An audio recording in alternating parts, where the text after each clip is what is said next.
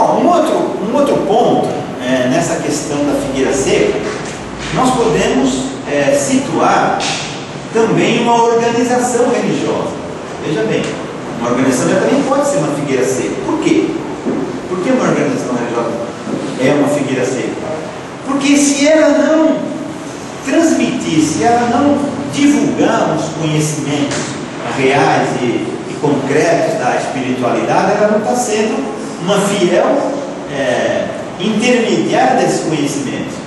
Nós podemos até pegar o nosso centro aqui, nosso centro espírita, né?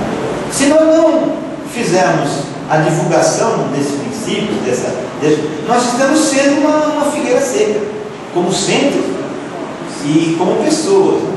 Aliás, até vamos fazer uma reflexão. A impressão que dá é que os outros que tem que fazer a coisa. Então, existe uma diretoria. A diretoria que não pode ser figueira seca, não, mas o centro não é a diretoria. O centro somos todos nós. Todo mundo que está vindo ao centro, ele faz parte do centro. Ou não? Nós não fazemos parte da entidade centro? Né? Ou a gente trabalha, ou frequenta, nós fazemos parte dessa entidade. Então, se nós não estamos transmitindo, não estamos divulgando esses conhecimentos para os nossos irmãos mais necessitados, nós também estamos sendo uma figueira seca. E quantos centros não fazem isso? Quantos centros não desviam aquele foco na doutrina e começam a criar práticas que não dizem respeito à doutrina espírita? São muitos, né? Então esses centros, né, a gente pode dizer que estão sendo um tipo de figueira seca. Só que você não pode falar nada para ele, né? Se você vai chegar para o centro e falar que é uma figueira seca, não vão aceitar a observação. Bom, existe também um outro aspecto, que é o aspecto da religião em si, né? Da religião, que é justamente essa questão da gente ser antes sermos religiosos do que ter uma religião. Existe uma diferença muito grande entre ser religioso e ter uma religião, né? Quem tem uma religião geralmente é dogmático. Ele segue os rituais daquela religião, segue os dogmas daquela religião. O ser religioso não. Ele pode estar em qualquer lugar, mas ele não segue aqueles rituais. Ele tem uma maneira própria de pensar, né? O mesmo podemos dizer da doutrina espírita, né? Veja bem, às vezes a gente fala assim: não, porque a doutrina espírita falou isso. A doutrina não fala. Eu nunca vi a doutrina falar. Mas a gente pega aquela informação, né, e fala que a doutrina que falou aquilo. Ou a gente pensa de uma maneira e fala: não, a doutrina que falou isso. Não, a doutrina não fala. Nós é que interpretamos aquilo que está na doutrina. Nós é que transmitimos. Os espíritos é que transmitem. E nós fazemos o quê? Fazemos a nossa observação daquilo. Mas com relação à figueira, eu gostaria de elaborar um raciocínio. Por que a figueira seca? Né? Por que esse termo figueira seca? E é interessante notar que a gente pode ver alguns aspectos nisso. Vou elaborar o seguinte. Um dos aspectos, na antiga Palestina,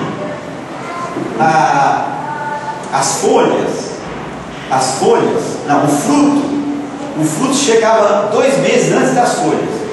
Na antiga Palestina, o fruto, quer dizer, o figo chegava 2 meses antes das folhas.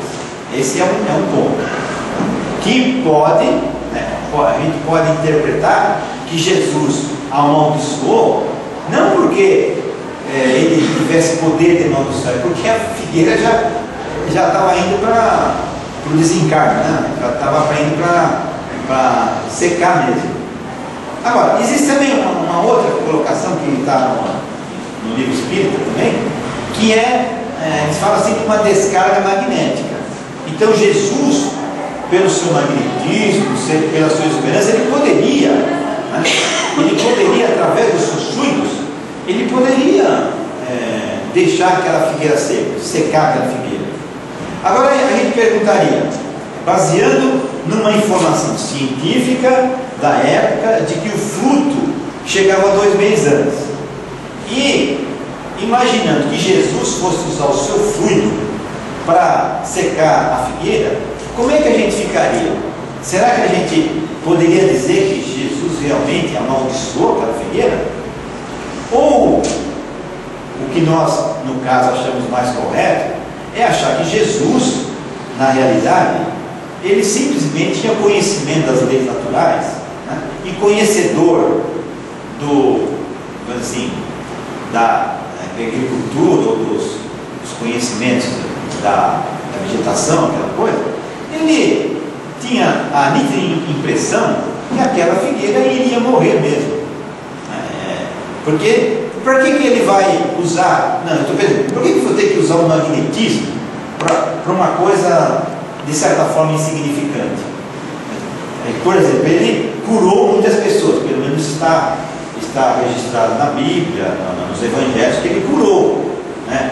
Mulher que sofria de hemorragia, o cego.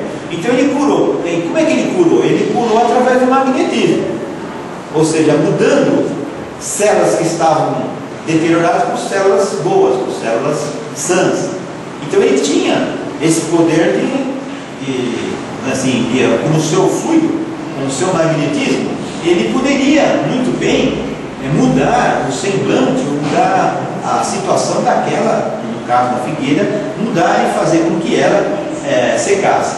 Mas acreditamos nós que Jesus talvez não precisasse fazer isso. Por que ele vai secar? Qual é a finalidade?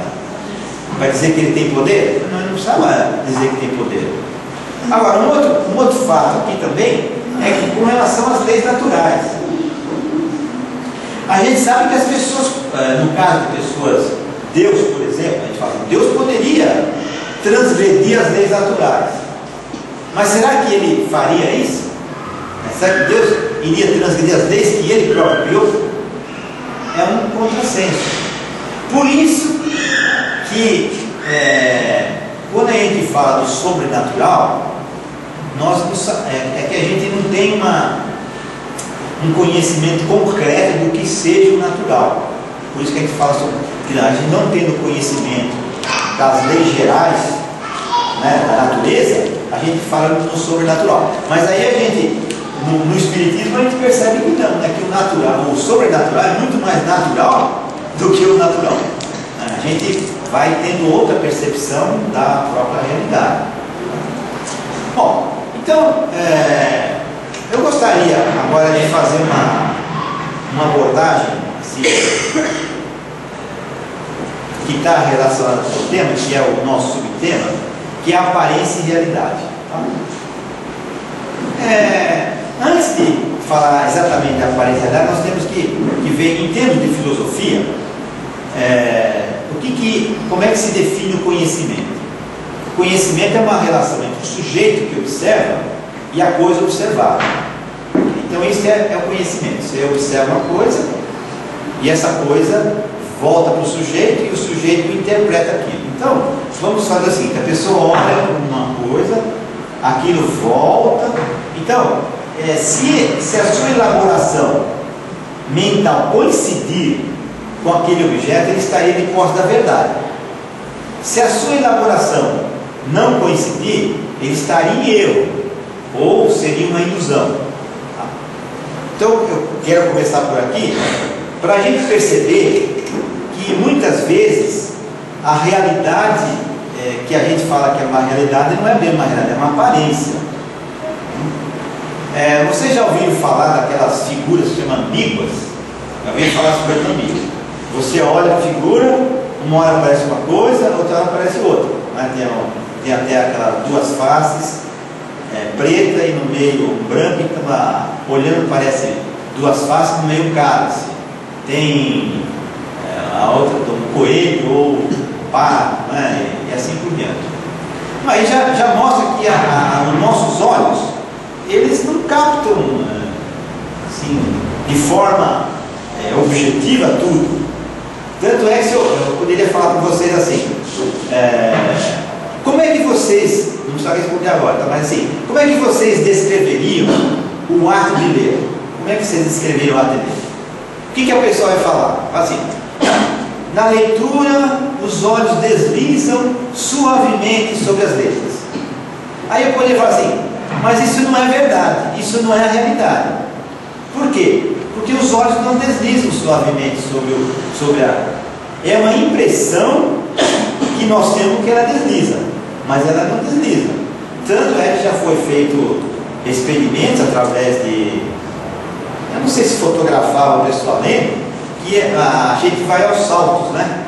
É que esses saltos são tão rápidos que a gente não percebe, a gente não tem capacidade de perceber que eles estão pulando.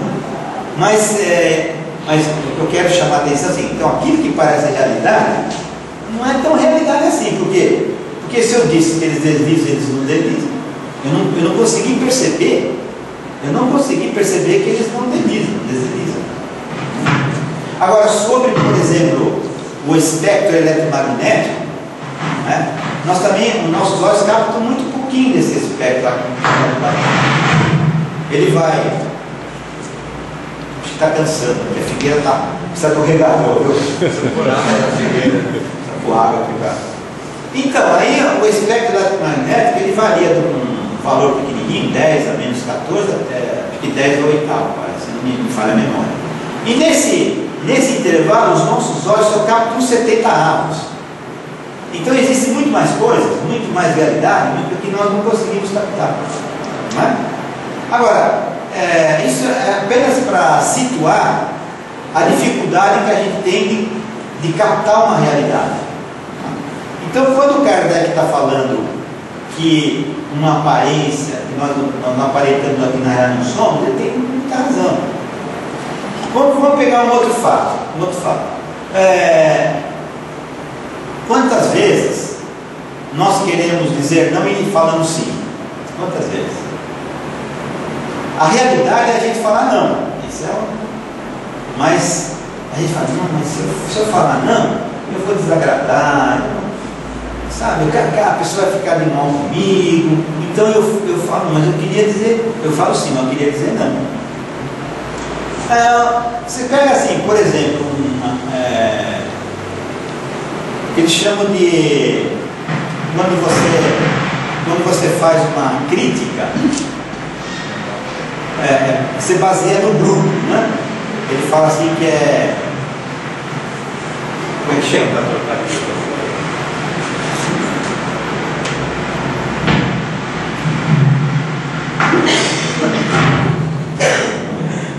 Então, melhorou? É o espírito que estava falando aqui, passado também. Mas, estava falando, por exemplo, eles chamam de percepção distorcida, ou distorção de percepção. Então, existe o seguinte, o que acontece? Existe uma coisa que chama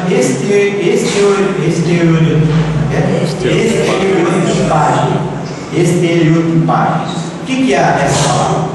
Quer dizer que às vezes, nós fazemos uma observação de uma pessoa, mas em relação ao grupo.